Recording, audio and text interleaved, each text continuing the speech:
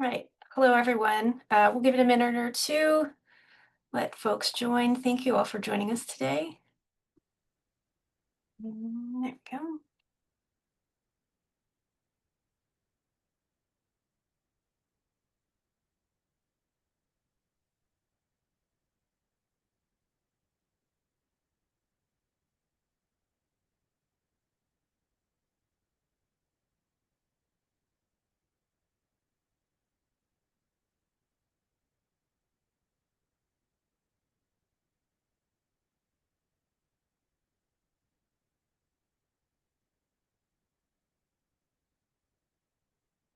Okay, I'm going to go ahead and get started.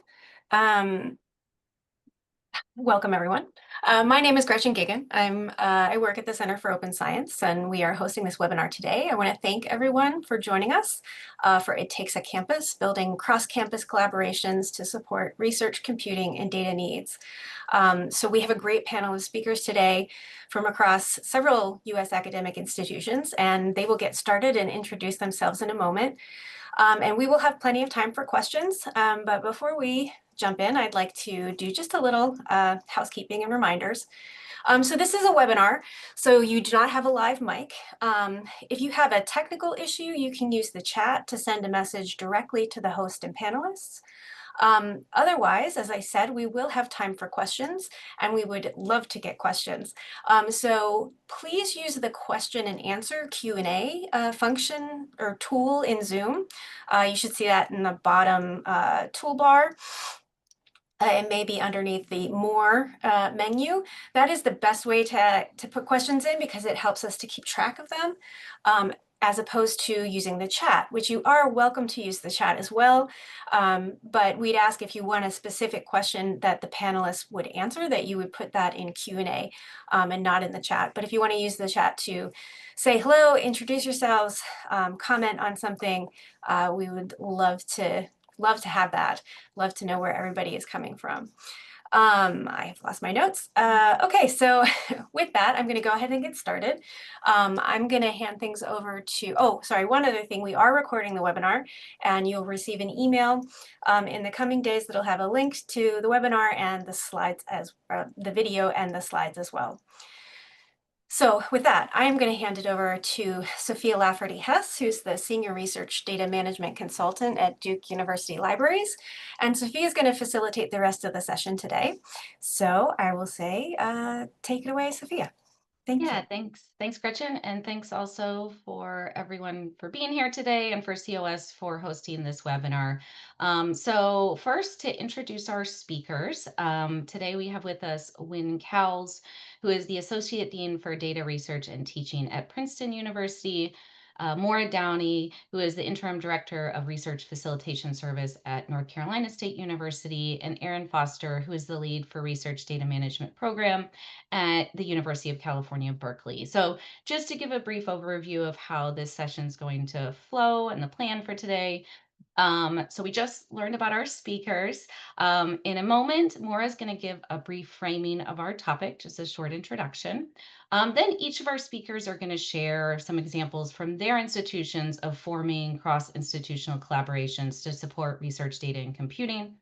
After we hear from them and see their presentations, we'll then have more of an open panel discussion. And as Gretchen mentioned, we would love to potentially include some of your questions in that panel discussion. So please do feel free to add those to the Q&A feature. So great to be here today. And now I'm going to turn it over to Maura to further introduce our topic. Yeah, thanks, Sophia.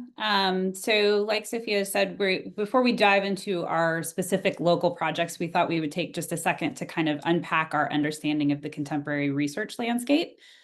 So we know that modern research is increasingly technologically complex, right? AI and machine learning are kind of driving a lot of this, but it's also true that technological advances have meant that researchers are measuring more things in greater detail, which results in this kind of deluge of data from an increasingly wide range of sources. And all of that research is increasingly subject to a rapidly shifting set of regulatory expectations. So these are all real questions that we've gotten over the last 2 years at NC State, and I think you'll kind of recognize them as fundamentally research data management questions, which has kind of historically been an area of strength for libraries, right? But researchers are starting to ask them at a scale and a degree of complexity that is new. We also know that creating solutions for these needs can kind of come at costs that can be difficult to forecast and sometimes to control. So we, and increasingly the funders, are telling PIs to, budget for a data manager or a curator for their big data center grants. The amount of data that's being generated is difficult to manage by hand still, so PIs are turning to automated tools or workflows that may require a developer. And commercial cloud services like Amazon Web Services and Google Cloud Platform are really attractive for a lot of reasons and a lot of contexts, but it's notoriously difficult to price out those services. So as I said, some of those things are closely tied to the research data management work that libraries have been doing for a long time, but we're starting to see this scope creep where all of these factors mean that we're inching up to the limits of libraries' expertise and capacity. So we can see some evidence for this phenomenon in the work that's been conducted as part of the grant-funded realities of academic data sharing research, the RADS research.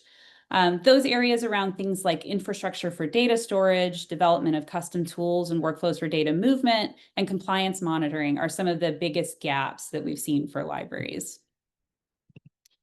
So what do we do about those gaps? In the US, we've been talking for a while now about the research computing and data, or RCD, field that has largely grown out of the high performance computing community as a response to changing scientific practices and processes. The RCD field itself is still a little bit nebulous, although it's starting to come into pretty sharper relief. A paper presented at the 2022 conference on the practice and experience in advanced research computing, or PERC, which is one of the major RCD-focused academic conferences, found that many people whose work aligns with RCD activities don't really think of themselves and their work in this capacity, and they often take on disparate responsibilities within the field that encompass a broad range of skill sets. The field is also large and it's growing.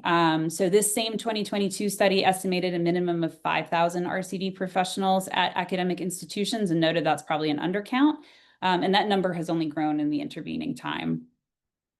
There are a number of organizations that have grown up around the profession, like the Campus Research Computing Consortium, or CARC, that are working to study, professionalize, and advance this field.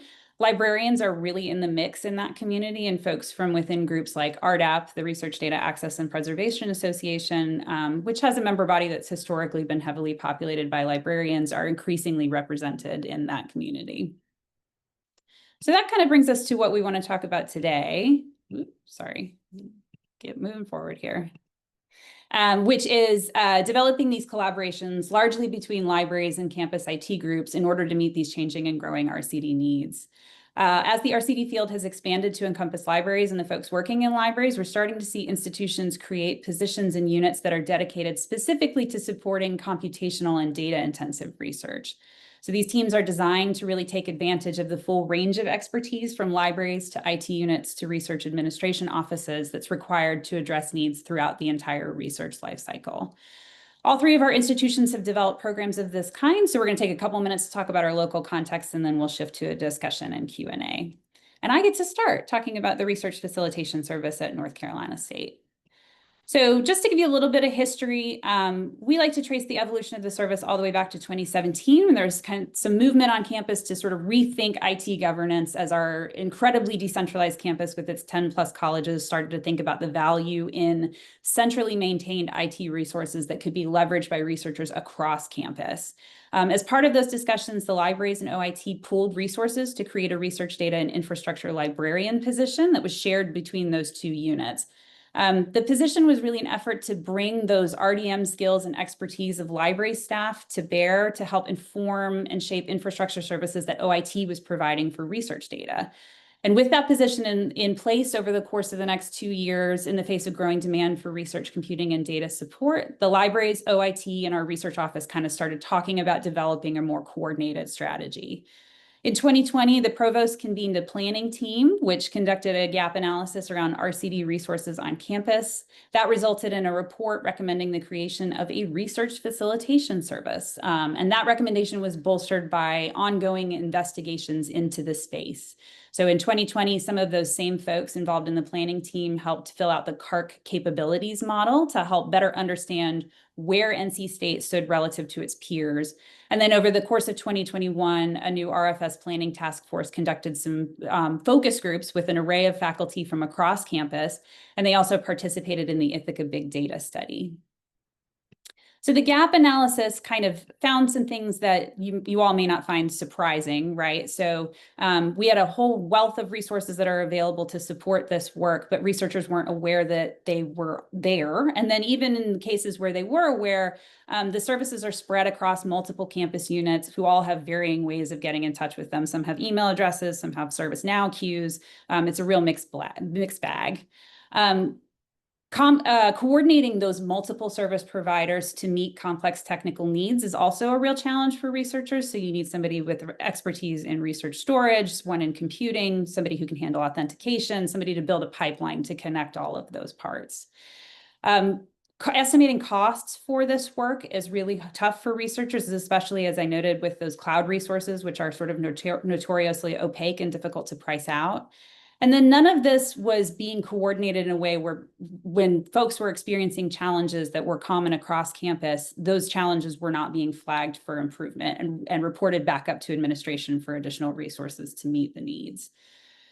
And then, as we said, policies, requirements, and restrictions, both at the university level and elsewhere, are never really designed with convenience for researchers in mind. So they needed some help to sort of navigate those things. In 2021, so once we better understood that need, NC State kind of set out to address the concerns. This resulted in 3 new positions, 2 from the provost's office, 1 from the chancellor's office, and 1 that was reallocated within the libraries. That was that research data infrastructure position. Task force was assembled to work on some of the logistics of getting the service up off the ground, which included hiring initial staff. And in 2022, the service launched as a pilot program serving the College of Sciences. Since then, in order to kind of really carefully preserve our bandwidth and that trust that we're trying to build with researchers and IT units, we've been rolling out to the rest of campus iteratively on a college by college basis, and we're getting close to operational with about half of campus. So here's our service design and launch timeframe so far, and you can see we've moved really pretty deliberately. These slides will be available. I realize this text is probably a little difficult to read. So I'm not going to spend a ton of time on this slide, but just to give you a sense of how we think about research facilitation at NC State, we sometimes kind of talk about it as humanizing IT support, right? And that we're not meant to be just another ticketing system. We're really putting a face on research computing and data support.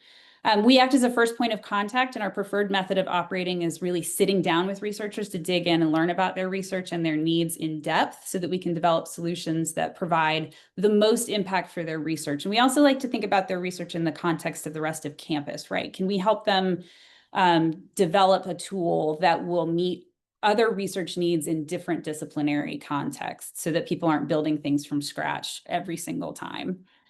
We also view this building relationships piece as really fundamental to our work. So we're not only connecting researchers to service providers, we're helping the service providers connect with one another, right? And break down some of those communication silos that occur on campuses this size.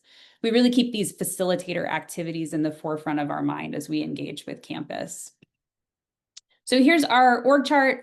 We have the libraries on my left, probably y'all's right, and OIT on my right, and that overlap in the pink box is our core service. As you can see, the OIT side of RFS is in the same unit and close proximity to our HPC services, so there's a lot of collaboration there. These are some of our sample projects and requests that we've gotten from researchers. Again, I'm not going to read all of these, but they range from longer-term collaborations with our core facilities to optimize data delivery from instrumentation to clients to really short-term sort of, we get a question from a graduate student about the IRB process, so we connect them with the IRB pre-protocol coordinator. It's a very heterogeneous mix of requests. Quick overview of our stats. As you can see over time, line go up, which everybody wants to see. It's very exciting. We've gotten an increase in the number of engagements as we've rolled out slowly to campus.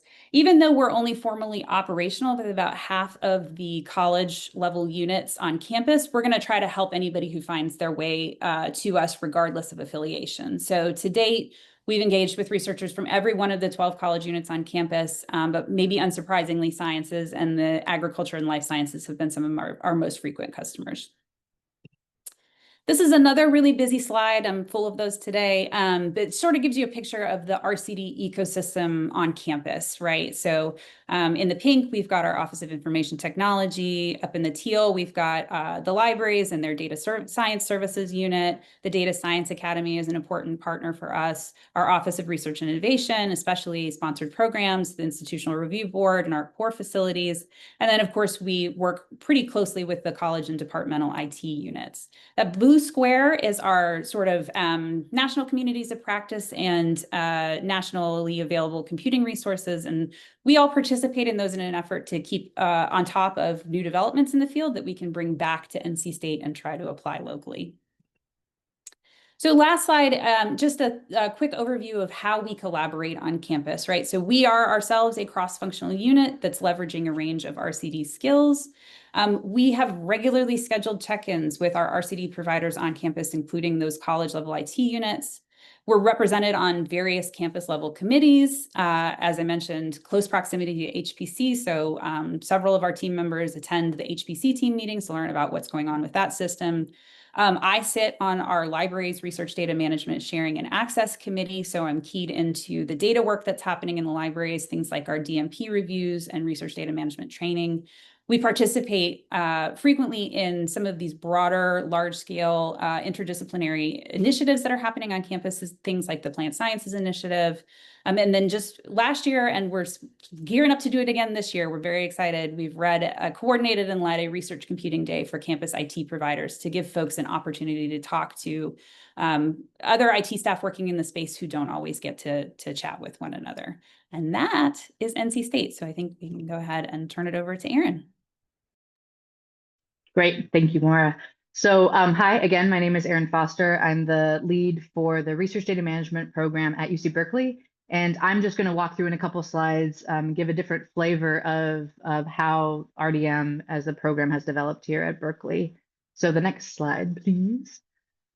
So RDM program is 10 years old, a little over 10 years old. So about 10 years ago, the campus at large, so the library, the campus research IT unit, and then also the central IT unit and some other partners conducted a benchmarking study to see where UC Berkeley compared to its peers in not just regards to research data support, but also teaching and learning services.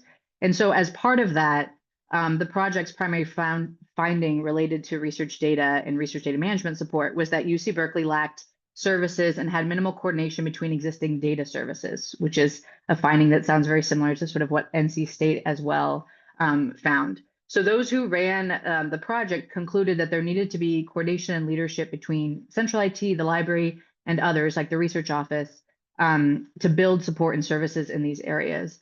And that additionally, that service development didn't just have to be, had to be really focused on centering researchers and engaging with campus researchers to understand their needs. So some of the gaps that I pulled out that specifically drove the creation of the RDM program are the ones listed here that are probably not surprising to folks. So things like data management planning, data finding and acquisition, securing research data, and on and on. These were areas where, again, campus researchers weren't entirely sure where to find support, and campus perhaps didn't even have a service. So next slide. So again, out of this benchmarking study and this identification of these areas and gaps, the RDM program was developed, which is a partnership between the Research IT unit on our campus, which supports the high performance computing technologies and platforms, and the UC Berkeley Library. So the two partners came together to form the RDM program, which was intended from the beginning to act in that coordinating role and provide some research data services to campus, but also provide, as Maura said, kind of that connection to, hey, there's a service here that exists, let's get you to the right person.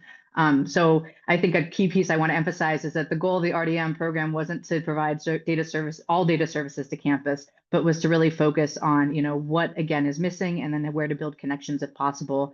And then the library and research IT partnership was really important because it again leveraged the sort of inherent comfortability that libraries have, I think, with the management of research data, the management of information, the familiarity with data management planning, familiarity with data sharing and publishing, curation of data, but then also now joining it with the research IT expertise around technologies, providing infrastructure and compute platforms to researchers, and the knowledge that comes with, providing help with data movement, data transfer, and data storage. So really trying to, again, to create that partnership to, ideally follow a researcher if possible throughout the life cycle of their work.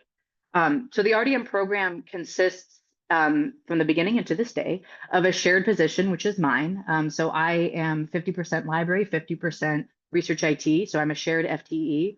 And that service lead role works with members of the library. So primarily on the library side, I work with the data services librarian position, but as well as subject liaisons, and then also members of the research IT staff. So there are several consultants on the research IT side that provide support for consultations, instruction, documentation that we develop around this. And, myself in coordination with these partners work to coordinate and strategize around development of support in not just the areas of the slide of, the gaps mentioned before, but I'll get into some of the specific service areas where we provide support. But from the beginning and continuingly, the program's primary focus has really been on consulting with researchers and identifying how to ideally connect their data and their needs to an appropriate campus platform or technology. Next slide. So this is a brief, busy slide as well of timeline. So again, 2015 was sort of the official launch of the program. And I guess in contrast to NC State, the RDM program launched to all of campus. So we just were like, let's go. And we had 13 service areas to start. And again, initially this RDM operations team, which was made up of, again, myself and the service lead role, and then, colleagues from library and research IT. So percentages of time from those groups.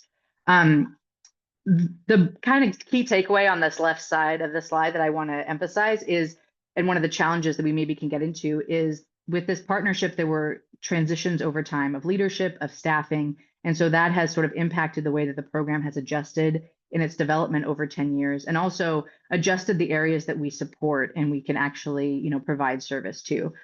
So I'll speak to it more in the next slide, but I think, one of the key pieces to keep in mind with these cross-campus partnerships is the need to be really agile and responsive to like who's in these positions, what are the needs, and adjust over time. And then I also included, this little graph of our consults over time, which generally trend up, a little dip down, but, over time have definitely increased. All right, next slide.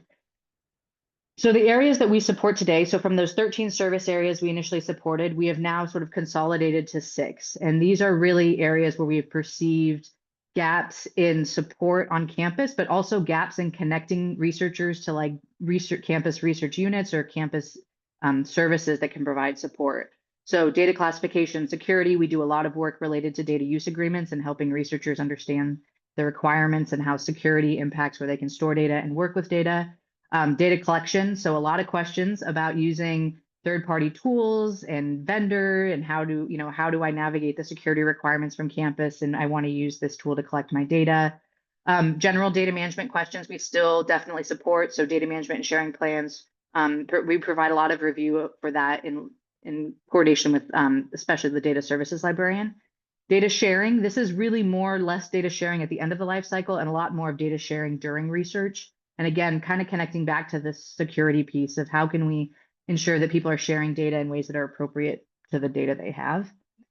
Data storage and backup is increasingly a big topic, and that, WIND will speak a lot more to efforts to support that. And then lastly, data transfer, which is just really kind of building those pipelines between, I have data here, I want to move it here, and I need, it needs to end up here. Next slide.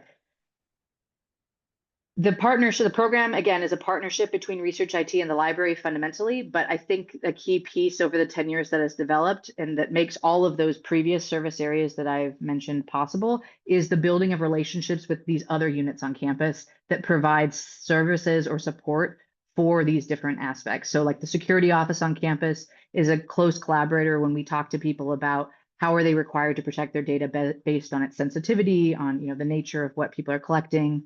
The Vice Chancellor of Research Office, specifically the IRB, is a big partner in talking through, researchers who want to use certain tools to conduct their research, and we work with them to kind of figure out how to get folks on the right path. Privacy is increasingly a partner. So we just have, an extended group of partnerships that have developed out of this initial one between the library and research IT. And I think that's really been core to how RDM has continued to exist in the Berkeley landscape, especially, and adapt. And I should just say this doesn't include all our partners, just for clarity, but these are kind of the primary ones that I work with mostly these days. And then the next slide. So this is an area that I'll highlight just as a growing area we're seeing in terms of support that needs not just RDM support, but other cross-campus support, which is this, Maura, you mentioned this earlier, right? These increasing requirements from sort of a either a federal level, international level, institutional level of policy related to research data, and understanding how those policies or agreements apply to the data. And then how can the infrastructure from campus, systems, tools, best appropriately support and secure the data according to the terms of these policies or these requirements. We're seeing kind of an increased need to kind of have those conversations with researchers and our campus partners too. And then the last slide, I believe, for me is, done a lot of reflecting in the last year on 10 years of RDM in the future. Just quickly, I'll say that the program continues to do what the original benchmarking study found, which is continuing to coordinate existing data services on campus and processes and identifying gaps. And one of the biggest outcomes that has come out of that, and I think the most valuable outcome, is the collaborations and partnerships, again, beyond the library and research IT that have developed, because I think it is increasingly clear, and has always been clear, but very much to all of us, this understanding that not one unit is responsible for addressing the stewardship or ability to manage research data. And so we all kind of need to be involved and connected to work on this together. And then I'm happy to speak more about this, but we have had some really significant cases of the consultations that we've had in RDM leading to advocating and, successfully advocating for infrastructure and support for researchers to do, parts of their work easier. And that's been really rewarding. And so, the question I face now is, what do we do moving forward? And I think a lot of that comes down to how do we continue to collaborate at a large scale with campus partners. And I'll let Wynn speak to, Princeton's storage pilot and work, but, Berkeley itself is now launching its own faculty storage allocation pilot. And so trying to see how we can take what we've learned in RDM and expand it to, something like a really large scale campus initiative is important. So I turn it over to Wynn. Great, thanks so much, Erin. Hi, everyone. So nice to be here with you. And thanks to COS for hosting this. Again, I'm Wynn Coles. I'm the Associate Dean for Data Research and Teaching at Princeton University in the library. Next slide. So you're going to see here's some common themes. So our program is also about 6 years old, so relatively new. And as I was thinking and reflecting on that past time, there are really 4 key components that shaped our approach to how we built and then now operate our services. Collaboration, building on shared needs and goals. We've taken a strongly user-driven design, really focused on how do we remove barriers and reduce pain points for the research community and for writ large, I'll put it that way. Our institutional commitment, kind of making sure that we're aligning our priorities with the priorities of the institution and of our different units, and really leaning into what I call an ecosystem approach, avoiding breaking down the silos that kind of naturally build up in different units across campus. So next slide. It helps. We were like the other programs, really collaborative from the start. So in spring of 2018, there were a series of conversations between our Dean of Libraries, our then Dean of Research, and our CIO. They, in turn, were in conversation with chairs of departments, faculty directors of major research centers, on the need for, at first, an open data repository service. But of course, as those conversations evolved, like in other places, the needs also evolved and expanded. But from that work, the provost supported the establishment of a new unit on campus. It would be formally and administratively housed in the library, but would be, again, collaborative by design. So the service was funded, 4 new positions were established, as well as, and in hindsight, a very perhaps naive funding for 2 terabytes per faculty member. To go back to those days. The director, which was me at the time, the founding director, was hired in April, or started rather in April of 2019. And then 3 positions were hired over the next 6 months or so, 2 of whom reported directly to me as the director, and then there's a dashed line relationship. They reported into research computing, which at the time was in our Office of Information Technology, and then I myself reported directly to our dean in the libraries, but had a dashed line reporting relationship to the dean of research. So that was our way of trying to ensure kind of good communication lines and collaboration. All right, next slide. So right from the beginning, because of the kind of collaboration at the kind of cabinet level between these three units, I very quickly was kind of paired up with my counterparts in the Office of the Dean for Research, as well as within IT, which was our head of research computing. And the three of us really worked together from the beginning to figure out with our teams, with the faculty, with our researchers, to figure out what were the common challenges and goals that we all had, right? As well as recognizing where we had complementary strengths and interests. And so from those conversations, we had focus groups with grad students, all of this kind of work, realizing that, we had in common, obviously wanting to advance research and remove friction points for researchers, but also to ensure the long-term value of all of these resources that we were bringing to bear for research. And recognizing that between us, we had these strengths, right? Between compliance with funder mandates, long-term stewardship of knowledge, performant active data resources.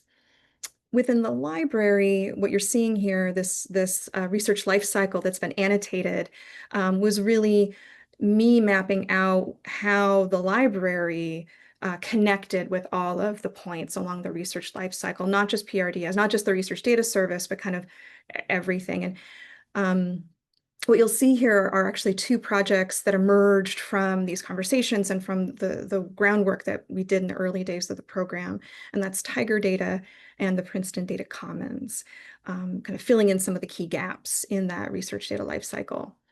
Next slide. So let me talk a little bit about the data commons. One of the things that really emerged early on as we talked with folks on campus was how we didn't want to just build another data repository. There's many out there. We wanted to, I think this was something Erin brought up as well, wanted to figure out what are the gaps, like what could we build that would fill in. And one of the big needs that we heard was handling large research data. That was an area that we could really contribute to. And so as we set out to build an open data repository that would suit the needs of the campus, we didn't want to, we didn't need to build another Zenodo or another Figshare, right? We wanted to do something that would be of unique value for Princeton in being able to store and share out research data. And so again, working with large data and then reusability, right? Why are we storing this data if it's not reusable? Why are we sharing it if it's not reusable? And so as a matter of policy, we encourage our faculty, our researchers to share data wherever it will be found and safely housed. But we also then were able to build out infrastructure to support data that doesn't have a better home to be discoverable, reusable, and safe. So you may be familiar with research data repository infrastructures. A lot of vended products have a kind of box approach to them. You sort of put data in and then it gets to be shared out on the other side. We are very fortunate at Princeton to have teams of software engineers within the library. And so we worked with one of those teams to kind of rethink how we wanted to build the infrastructure for the data repository, splitting it out into different boxes, basically, sort of digging into what are the key functions of a data repository and how can we build something out that can really handle very large data gracefully, because the thing we discovered really early on is it's harder than it looks. Next slide. So the other, and I can say more about that if folks are interested, but the project that we're actively working on now, that repository launched a few years back. We're really happy with how it's worked out. The other project that's currently underway is Tiger Data. So if the data commons is really addressing the sharing of data and long-term stewardship and storage of data, Tiger Data is our active data storage and management system. This is, too, is a collaborative project. It is the next generation of research data storage for the campus. It is a partnership project primarily between the library and research computing. And you can see here, I won't read this whole slide out, but you can see this is our, it's a very long mission, but basically our mission statement, right? And the goal here is not just to create static storage for folks, not just build a bigger bucket, right, for the data to go into, but to really have a data storage and management service that is backed by a strong infrastructure. And so, yeah, so I'll leave it at that and go to the next slide. And in this project, we were able to, again, kind of lean into shared and complementary needs and goals. Like as we talked more and more about what research computing needed, what the library needed, what the campus needed, we realized that we all, again, wanted to ensure the long-term value of research data generated at Princeton, provide performance, sustainable, and scalable data storage, make it easy for data sets, even very large ones, to be fair, findable, accessible, interoperable, and reusable. We could see where data security needs were going to emerge, which now they are, and to embed research data management tools and practices into the research teams, right? So the PRDS, the data services is for folks. It's a mighty team of 4, right? It can't be the data manager for every project. So how do we make sure that those tools and practices and expertise get baked into the teams across the campus? The other thing I'll say too is that we all saw this landscape of data storage across the campus. What you're seeing here on the left side of the slide is sort of where we were and where we kind of still are as we move, where you've got data kind of stored everywhere. And we had all kinds of issues, as I'm sure you do on your campuses, around issues of, well, this student left, who now has access to the data, these kinds of things. Or, I have this project from 5 years ago, now I want the data, where is it? And so the goal of Tiger Data is to create a unified data storage experience. Right, next slide. It really does take a village for this one. The design of Tiger Data started during the pandemic. So Zoom was definitely actually an asset here to get large groups of people into the room. We had about 30 contributors from 12 different campus groups, including research centers and departments. What you're seeing on the right is just a kind of high-level schematic of the system. We have 5 operational teams that work together. We have a front-end development team, a front-end design team, a metadata team, a back-end team, and a training community and website team. Implementing Tiger Data, we're launched. We're building out functionality now. It takes about 35 people across multiple teams and campus units. Now, I want to stress, for very few of these people, is that this is their full-time job, right? This is kind of leveraging the expertise of lots of different folks on lots of different teams. Next slide. So just kind of wrapping up, all of this happening with the backdrop of having a new provost, a new associate vice president, a new dean for research, and a new CIO.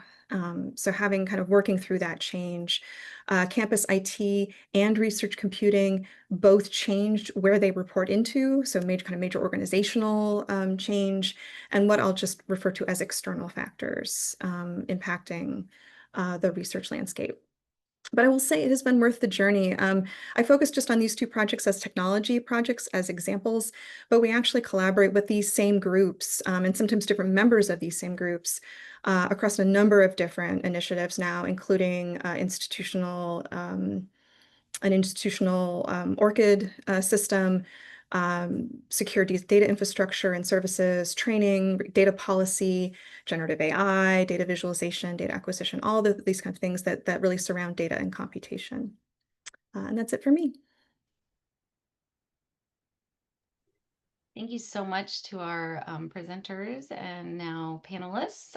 So I think now we're going to move into the discussion portion of this webinar, and I am actually going to take advantage of being the facilitator. At Duke, we actually also recently started, it was in the summer of 2024, so we're still much newer into this process of creating our own Compute and Data Services Alliance. That's also a collaboration between the libraries, our Office of Research, and OIT. So I would just selfishly like to know, what is one thing that you wish you would have known when you started this work and these cross-institutional collaborations? So does anybody want to volunteer to go first? Or I can call on somebody, that's fine. I'm Aaron, happy to great, say a bit of great. it. Thanks, Aaron. I think something that I think when I, started into this role, the idea of a shared position and then a shared program between two units was sort of kind of obvious in the sense of like, okay, I know that there will be, either challenges or discussions that will come up, but I think something I wish that I knew before I started was kind of the importance of like continuing to like how important and sometimes difficult it can be to continue to have shared visioning around the future of the program between the two units and the partners. You know, it's an excellent partnership between the two units, and that but it's really the reality of these are the library and research IT maintain their own additional services. They have their own goals, perspectives. And so I think something that I wish I sort of maybe had a better appreciation of rather than know was that it's good. It would be an ongoing challenge of being in this role is to continue to facilitate that. Like, where do we want this to go? How do we want it to develop? And what's the best way to do that? Because it's it's difficult to find not just the time to have those conversations, but then to really focus on like, well, how does this sort of visioning relate to like actionable next steps or positions, right? Like that's another piece. So that's my perspective. I can say one thing that we struggled with, especially at first. It's gotten better, but articulating the service and the value add for researchers has been a real challenge. When you talk about the service, it makes sense to you, right? And to us, at least. And then we would talk to a room full of researchers and sort of get crickets or like blank stares. And so as we've grown, we've worked with communication groups in both the libraries and in OIT to kind of write up news stories about how we've collaborated with researchers. And that has really helped, having concrete use cases to sort of explain to campus what it is that we can help with, and how we can sort of make their research a little easier. Yeah, those both resonate for me as well. I will say, maybe building on what Erin had said, I think also I wish I had known to pay more attention earlier to how the different groups involved in these partnerships are going to have not competing priorities, but to your point, additional priorities, right? And to think about how those are going to play into the collaborative work that needs to happen. I think maybe the other thing that I would add, kind of new to this, but it's a product of both of these things, is just the amount of time it takes to build these services and partnerships and infrastructure, if that's the way the partnership goes. So I'd love to dig even more deeply into this kind of idea of, you have the libraries that might be bringing a specific perspective, even certain terminology to things like data sharing and computing and things like that. And then also working with OIT that might have a different perspective. So just interested if you could share any like specific effective strategies you found for collaboration across those different stakeholder groups and kind of building that shared understanding, as well as building that long-term trust to be able to continue to effectively collaborate together. Yeah, I'll start since I let everyone else go first last time. Um, yeah, I will say for us, that was also a real pressure point, especially at the beginning of projects, like learning that when I say archive, that means something different and is heard differently, right, from someone in research computing or metadata. Oh my gosh. And so one thing that we have done, and we iterate on actually almost every year, it seems like we kind of are intentional about recognizing that we're using terms that don't mean the same things in different communities. And we had a kind of glossary, a project glossary that was going for quite a while, especially at the beginning of Tiger Data, that was literally like, this is what, when we say metadata in this context, this is what we mean. And we would talk about it, take a little time But that only happened when we were a few months into some, serious conversations and realized that we had been inadvertently talking at cross purposes because of a lack of shared vocabulary that we didn't even recognize. Yeah, I would say that was very much a struggle for us as well, trying to explain to OIT that a couple petabytes of network attached storage is not a repository. So once that message kind of came across, I think one of the things that has helped us is really being persistent and ensuring that we continue to communicate between those two groups, right? So we, as I've mentioned during our my collaboration slide, like we have regularly scheduled meetings to continue to talk about these topics with IT folks. And, we're ready and willing to go to them with questions, and we encourage them to come to us with questions when something's not clear. So yeah, being persistent in that is, I think, been very helpful for us. Yeah, and I think I'll underscore the real value of having like meeting times and opportunities to discuss with partners. So just this year, I mean, we've been collaborating. I mentioned briefly that we have increasingly worked a lot around data use agreements and helping researchers sort of understand the language related to security that may apply to data that they're getting from a data provider. And there is a unit on campus that signs those agreements on behalf of campus. And so they're our partner in working to kind of thread or make that connection and sort of finalize those.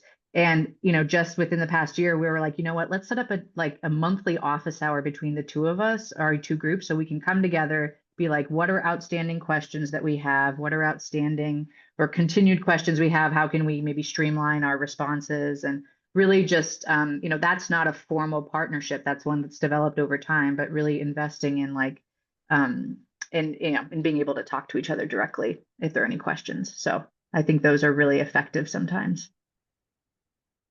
Yeah, thanks. I think this idea of, again, this shared vocabulary and just making the time to talk to each other and to learn from each other is really powerful. I can say one of the things they did pretty quickly in our Compute and Data Services Alliance at Duke was having kind of like staff listening and share out sessions, because I think sometimes we do assume like, oh, well, my colleagues that I've talked to about this know what we're doing with the data repository. And that's not necessarily key to their work and what they're doing right then. And so I think when we launched the Compute and Data Services Alliance, they focus a lot of time at the beginning on staff just talking to each other and hearing from each other about like, this is the actual services that we provide. Like, I want to know the actual services you provide. I can look at your website, but that's not the same thing, as actually spending some time together in a Zoom meeting and just, yeah, talking and listening. So I appreciate that. Yeah. To kind of change gears a little bit from communication for a second to talk a little bit about money and sustainability. So obviously we are living in some more uncertain times in the federal funding landscape. So I'm going to try to combine a couple questions from what I'm seeing in the Q&A and a question that I have. So I apologize if this is too many questions at once. But the first question is just, how are you guys actually paying for these services? So if somebody was interested, is this coming from indirect cost recovery, things like that? And then how are you paying for it now? And then how do you think about sustainability and resiliency going forward? I heard multiple people talking about, you had changes in leadership, which can lead to changes in priorities. Or I know we've had challenges at Duke with reductions in staff, right, in the current environment. So if you guys could just dig into that a little bit. It's harder than communication, right, to talk about some money, but I'm going to lean real hard on that interim part of my title and say that some of these details are still a little opaque for me. But I know that our positions are fully funded. Some of the services obviously are coming out of F&A and overhead, right? This is actually a really interesting thing that I think we're starting to talk about more on campus, is knowing that the F&A model is going to be changing.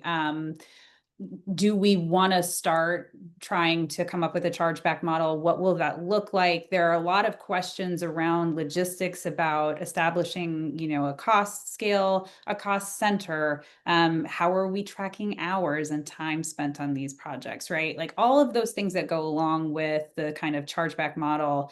And it's a challenge for libraries because library services have not historically operated that way, right? Like we offer our services for free to campus. And so I think this is something we're going to continue to struggle with, and I'd be interested to hear Erin and Wind what y'all's thoughts are. Yeah, I'll say we are centrally funded. So yeah, a mix of various sources that come ultimately from the provost's office. And we too have struggled with this issue of how do we make sure that we're doing something sustainable, especially given our emphasis on large data. And so a couple of things that we've done. One is as we articulate the value of what we're building and what we're doing to the campus, so it is a communications question too, is really emphasizing the long-term value of, we're making all of these investments anyway. We want to be investing in research. We need to be doing it in a way that ensures that all of this time and energy and money that we're going to will have long-term value, right? So the data we're creating now has the potential to continue to be valuable into the future. What do we need to do to ensure that? That said, we do, for the data repository, we did start charging a nominal ingest fee for very, very large data sets. And so just as a way to help make sure that we've got at least some funding to ensure that we can continue to steward the data at least 10 years into the future. I don't know that I have almost really too much to add because it continues to be a struggle for us as well. I think, we, again, to echo what both have said, we are also centrally funded, so we don't charge for any of the service offerings. And I think the way that Berkeley has really allowed for that, especially in the research infrastructure side, is to sort of kind of scope an initial sort of free, like no cost offering in terms of, let's talk about it like our high performance computing cluster. You have a certain amount of service units to use on the cluster, and you have a certain amount of storage that accompanies it. And then having, if you want more, here's the cost associated. And that has been for, a while pretty successful for us. And I think is continuing. I mentioned briefly, we're going to do this faculty storage pilot here. We are doing that here at Berkeley. And it's the same kind of model where what's an initial offering we can give that in some cases is enough for many researchers on campus. And then how can we then, though, show the path of like, okay, if you want more, you have to pay. Again, that's, beyond that, it is a kind of a continued thing in my role that I've sort of struggled to figure out how do we kind of address some of the financial pieces of this, especially, I will say again, with staff time, because that's really not something that has grown much in at least at Berkeley in the RDM program. It sort of stayed the same, but had sort of this increasing, need and use. Yeah, thank you all for that. Yeah. Oh, Maura, did you Oh, have I was something? just going to pick up on one of the other threads that you'd kind of snuck in there about sustainability and changes in leadership, which is something we're experiencing as well. We got a brand new chancellor. It's very exciting. We have a memorandum of understanding with the 3 sponsoring units. So there is some paperwork documenting what the investment is on the part of the libraries, on the part of OIT, and on the part of ORI, and what they contribute to the service. And so having something documented that lays out what the expectations are and what, how can changes be made to the service? If you want to reduce staffing, here's the steps you have to take. If you want to add new positions, here are the steps you have to take.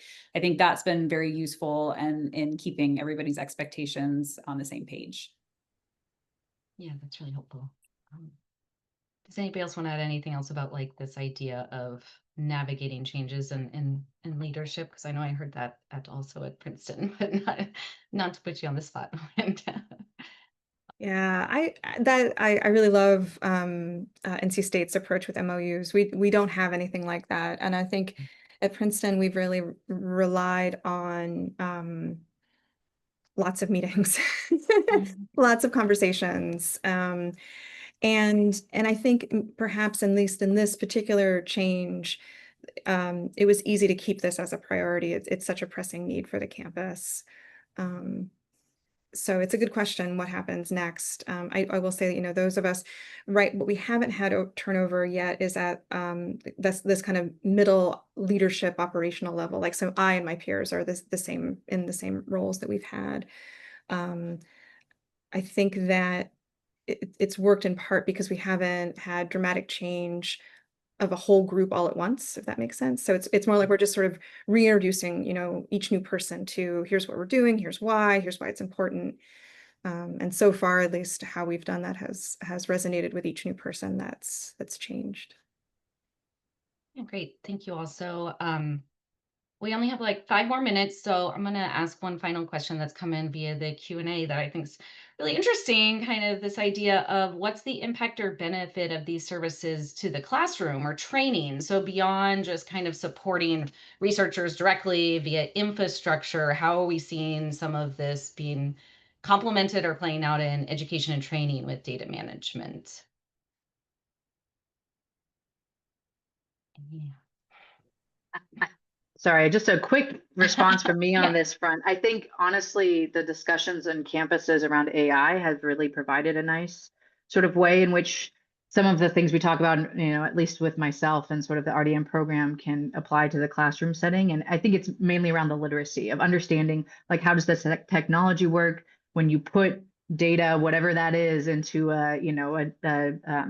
a large language model, for example, like what's happening there, like what, like kind of people helping people understand where the data is, what's happening to it, and some of the, again, security considerations, privacy considerations. That recently on our campus has been like a nice overlap, being able to have those conversations, because we've had those conversations with individual researchers doing this work. So being able to have them at the scale of like, campus's use of, we're Google campus, so campus's use of Gemini, for example, is like a nice recent overlap that I think has been a cool thing.